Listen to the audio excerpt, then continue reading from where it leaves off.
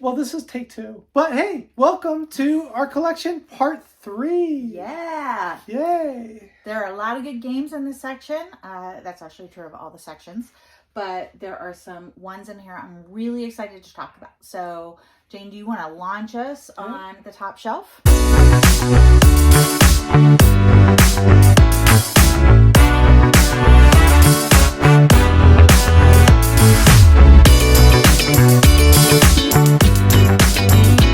Sure thing. So our first game is from John DeClaire, and it is Eco's First Continent. We do really like this game. We do really like this Quite game. a It's bit. been a long time since we played it.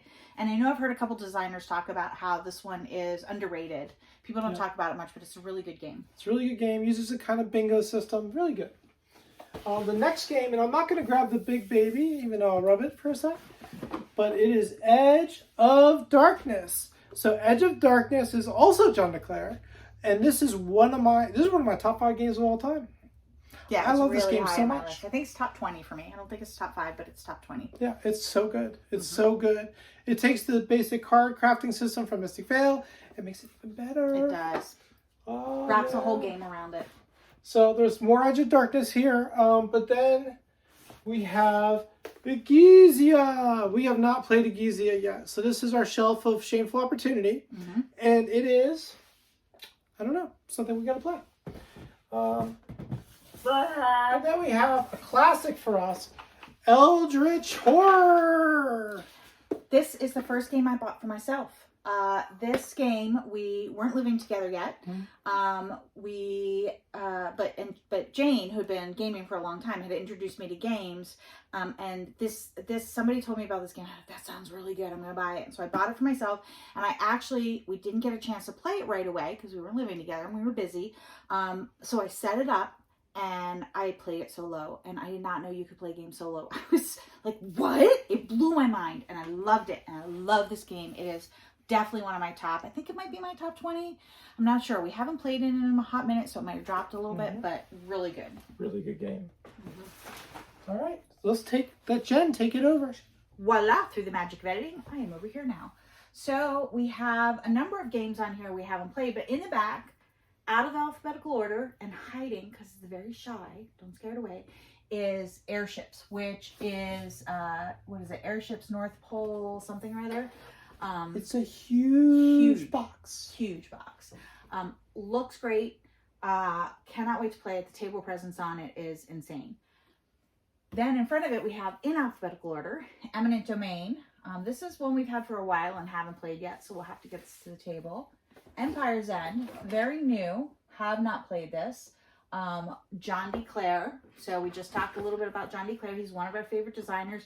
Doesn't have a spot over in our designer spotlight section yet, but he might. But he could. He could. He should maybe. Maybe he should. So Yeah. I'm not reorganizing games anytime soon. Okay. So, sorry, John.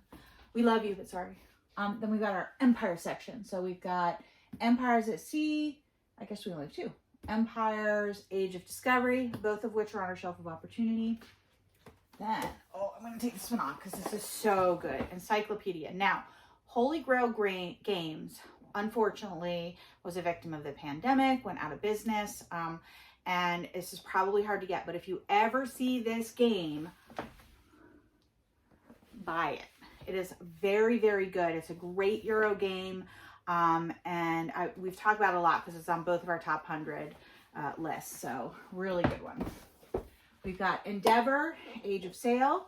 Also have not played. Now, this spot here should be Endless Winter, which is on the table. We're learning how to play it. Woo! We're so excited. We're so excited. It looks so good. The table presence on this is insane.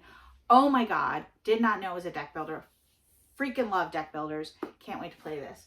But then we can also crunch these down into the box. Entdecker, which might be one of our older or oldest unplayed games. So we'll have to do that and see what we think of it.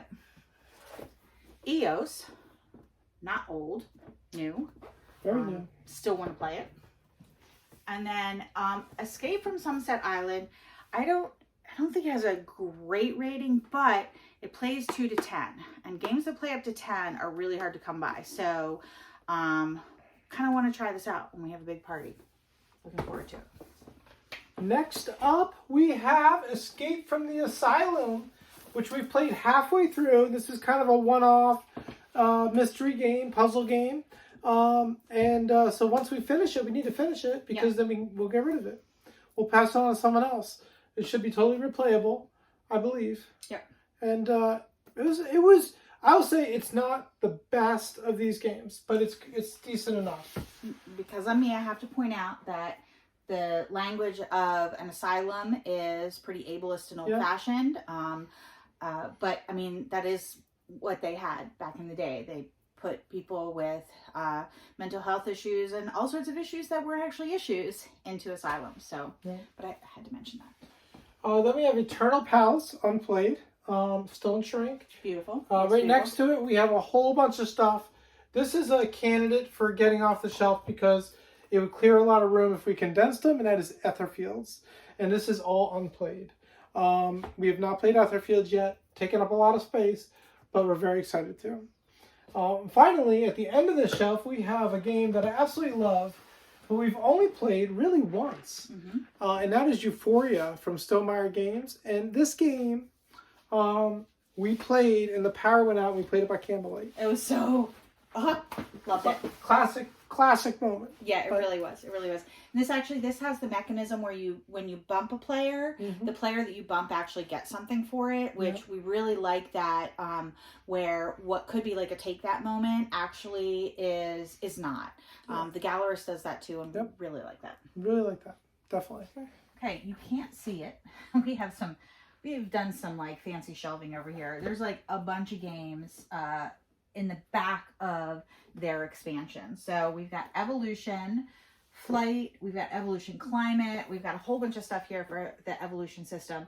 Really like this. I think it's very educational in some ways because you really get this idea of like how adding characteristics to an animal helps them survive better and do better. And when you do that, you do better. So hence Evolution. Oh no, I've dropped things and now I can't get it back on the shelf. Okay. Then we have Excavation Earth, unplayed. Exhibition 20th Century. Which we have played. And actually we liked it. It's by Corne von Morsel. He's just has these little sleeper hits. They're never going to be like our favorite game of all time, but they're always going to be really solid games we like to play. Expedition Northwest Passage. Really like this one. Probably stay in our collection for a long time. Factory Funner. Also Corne von Morsel. Very clever. Fairies and Magical Creatures, new, unplayed. I'm not going to take this out because it has a lot of lid lift and I'm afraid what just happened is going to happen again. But Firefly the game, super, super, super on point thematic. If you like Firefly, this game really has the feeling of the TV show. First Ascent, have not played this. And then this shelf, this is very funny. I don't want to take anything out because, we've seen what happens. But Final Girl, behind all of this, we do have the two boxes, first and second edition, so we kind of need to box that. But we love this game. We have not gotten too far into the first series. That's as far as we've gotten, but we love it. Over here, First Contact. This is a really good game. You don't hear a lot about this, but I really like this. It's a clever game about, like, without language, how do you communicate with somebody? First in Flight, unplayed, excited to get to the table. First Martians, is this the one no, this is not the one. I don't think we've played that one. Okay, we have not played this one. And then Fjords. Which we have played. Which actually was a little meaner than we thought. It was a It wasn't that mean. It was not that mean, but it was okay. Yeah. We enjoyed it. We did. Oh. So I guess it's a keeper. All right. Oh, I don't know if you can get it out. Okay, I got it. Flamecraft, super adorable, light. We need to play it again. I know a lot of people super love this game. Think it was, sometimes the first time I play a light game, it doesn't grab me like a heavy game, and I need to play it a couple times to really appreciate it. We've got Flamme Rouge, the bicycle racing game.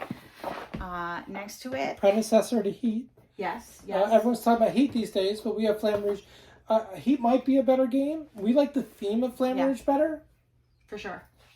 Flashpoint Fire Rescue. Actually really love this this cooperative game. It has a similar feel to something like a Pandemic where, you know, it's not that easy to win, and I like that. And it's just a slightly different theme, especially after the actual real pandemic that we've now all lived through. If that theme doesn't appeal to you, this is a good sub.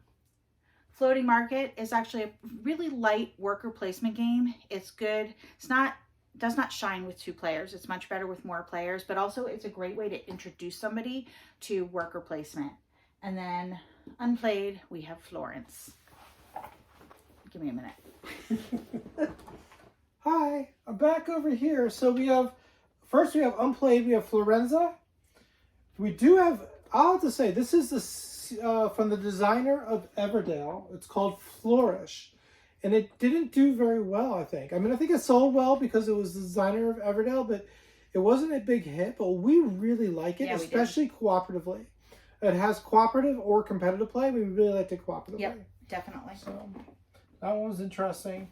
Now, this is a big campaign game that I'm not going to break out because there's a bunch of parts here, but Folklore, The Affliction. So I'm very excited for that.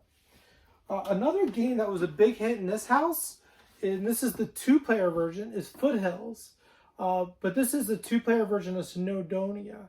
So this is really like good. This is really good. And then, of course, we have Forbidden Island. And behind it, you can't see we have Forbidden Desert. Really, really good game. But, of course, you know, I think a lot of people are familiar with it. Really good entry-level games. The next game on here is Forest of Pangaea. This is a cool, abstract, kind of alternative to photosynthesis. Less mean than photosynthesis. Really cool, very pretty game. Yep. Very pretty. And then we have Forged in Steel. Ooh, this is a cool historical game based on a steel town in Colorado. And we're in Pittsburgh, which is also an old steel town. So we had a lot of feels about this one. We did. So we've got more games here. We have Forgotten Depths. This is more folklore fiction. What's it doing down here? We have Forgotten Depths. Then we have Fossilis. Both of which are unplayed, but we're excited to play. And then Founders of Gloomhaven, which is, this is not for everybody. Love it, love it, love it. It is a mathy game. It is a heavy game. It is really, really good, though, if you are okay with super complex and super mathy. And I will say one of the reasons I like it so much is Jane does the scoring and I don't have to think about it. Okay. Then we have Foundations of Rome. This beautiful, beautiful game. Not complicated. Very easy to learn and good play. So then we have Founders of Teotihuacan.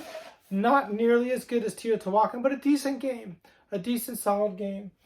We do like it. We cannot wait to get this one to the table. We just got in the Fox Experiment. So excited. Ooh, very excited. Elizabeth Hargrave is another designer. I'd like to, at some point, put her stuff into a designer section. But she only has a couple games so far, so this will be the 3rd one we have of hers. So we're getting there. 4th, technically, because Tussie Mussy. Well, Tussie Mussy. But Tussie Mussy doesn't take up much shelf space. It's in our button shy box. Yep. And then we have Francis Drake, and this is a really good game. We really enjoyed this one, so that's that. Okay. All right. Now we get down to some great F games. We've got Freedom, the Underground Railroad from Academy Games. I know that there are some conversations about this game. You know, it does portray enslaved people as meeples, some of whom are captured and sent back to slavery, which is really powerfully painful. So it may or may not be a game for you. I do think that they consulted some historians, some Black historians who specialize in this era in order to create the game. And I do think it's a good teaching tool for what exactly the Underground Railroad was about. We've got Fresco, the big box. This game is so pretty. We haven't played this in a long time. I don't think we've played this since we actually got the big box, but I'm really excited to get this back on the table and look at some pretty pictures. Freya's Folly. I have no idea what this is. It is for 3 to 5 players, which is why it's kind of hard for us to get to the table, but we will have to play it before we decide whether or not we keep it. I am not taking the next game out of the shelf. If you can see, this is Frosthaven. Oh, so pretty. So excited. We now have a game room with multiple tables in it. So when we do decide to play Frosthaven, we can set up, leave it set up, and still play other games. Another big chunky monkey over here, which I'm not going to take out. I guess I can take out part of it, is Frostpunk. We love these kind of story-driven adventure games, and we backed a lot of them before Jane got sick, so we're kind of really excited to play through some of them in the coming year or two. All right, next we have Fruticola, which I love the art. It is very reminiscent of Andy Warhol, who is a native Pittsburgher. We love to brag about that here, but I'm pretty sure by the time he died, he hated Pittsburgh. Fuji and Trader. Okay, this is really cool. This is actually based on a historic map. It's one of the first known maps. Really, what is it, like 1620? Super excited to play this game. We've owned it for a long time and can't wait to play it. I think the story behind it is really cool. Game of Thrones, the board game. Nice big epic game. Probably not my style, but Jane's played it and loved it, and we're going to keep it. We've got The Gardens. We have not played this. We played the Roll and Write, right? I think. Yeah, we didn't like the Roll and Write. We didn't like the Roll and Write, but I think this will be hopefully a bit more interesting. It's a very pretty game. Then we've got Genotype, another game I'm super excited to play. I heard a lot of good things about that, and Hentis. So that is that shelf.